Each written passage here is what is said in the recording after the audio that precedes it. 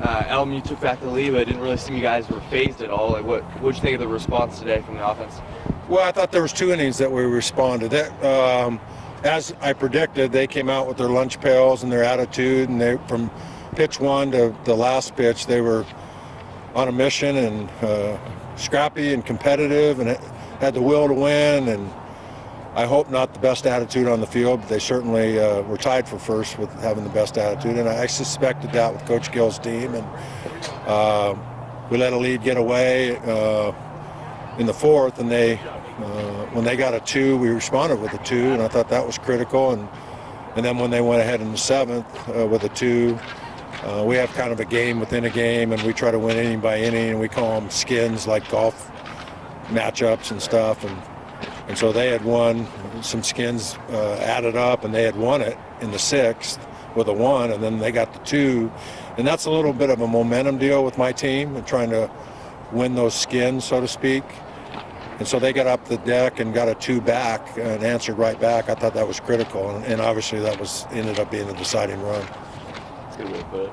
Yeah. So you guys are set at 7-2 now, heading into Pac-12 play next week. How would you evaluate the performance from this weekend? Well, we're not in Pac-12 just yet. We got to go to Hawaii first. We're going to struggle through that next weekend. And anyway, we have one more game with Portland, and Portland's very, very difficult on Tuesday, and then we go to Hawaii for 4, and then we start big Pac-12 conference. So I don't know. Would you keep our eye on what we're doing? Now we have to go on the road. It's always a little tougher on the road, and Portland's been tough on us, and we'll start with that. And Hawaii's been a challenge back when we used to go there all the time.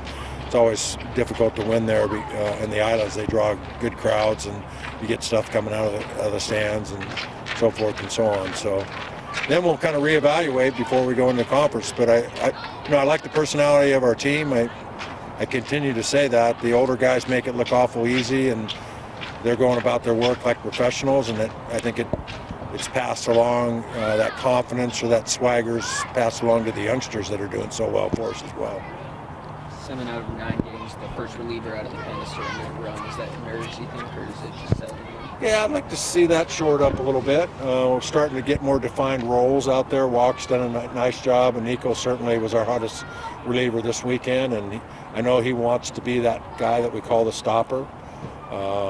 It was a good performance by Nelson. He wasn't 100%. He had a little thing going on, and great job by our trainer to get him ready. We didn't know if he'd be able to go today. And they were on it. I'm not so sure we didn't tip a few of our pitches.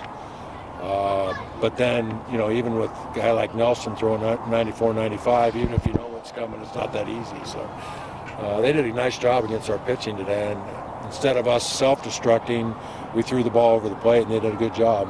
We're never going to question our guys when they throw the ball over the plate. Instead of walking or hitting guys, give them 3 bases on. Canner at the bottom of the order coming through with a couple clutch hits early on. That's what we want, like out of the 9 hole and like the second lead. Yeah, he's been awfully good for us there,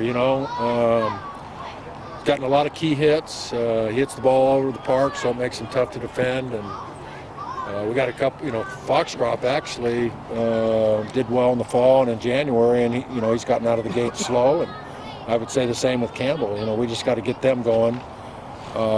Baseball's cyclic like that, and I'm sure they'll be as hot as they are cold right now and contribute. But Johnny DeLuca didn't have a tremendous weekend, and he's got a lot of hits in his bat. We can't wait to see him going full speed, so to speak. At media, you're saying how you might be able to have the luxury of moving Nelson back into the pen when Yovan returns. Was Nico's performance today kind of easing your mind not having to do that? Yeah, a little bit. You don't need too much at the back end of the bullpen. If Nico's going to be lights out like he's been, it's a nice luxury. Once Kenyon's back, it's going to be a tough decision, as well as Stringer's pitched. Kafka's been really good, and Nelson's really good, and we'll have to take a look at that, or whether we would consider putting Nelson back in the bullpen. His stuff, his arm resiliency, and a lot of things that he does would be a nice luxury to have him and Nico and some of those other really good guys out there. And it might turn into, as the season moves along, maybe the back end of our bullpen's one of our strengths, like it's been in the last several years here. So. Thanks, Coach. Thank you.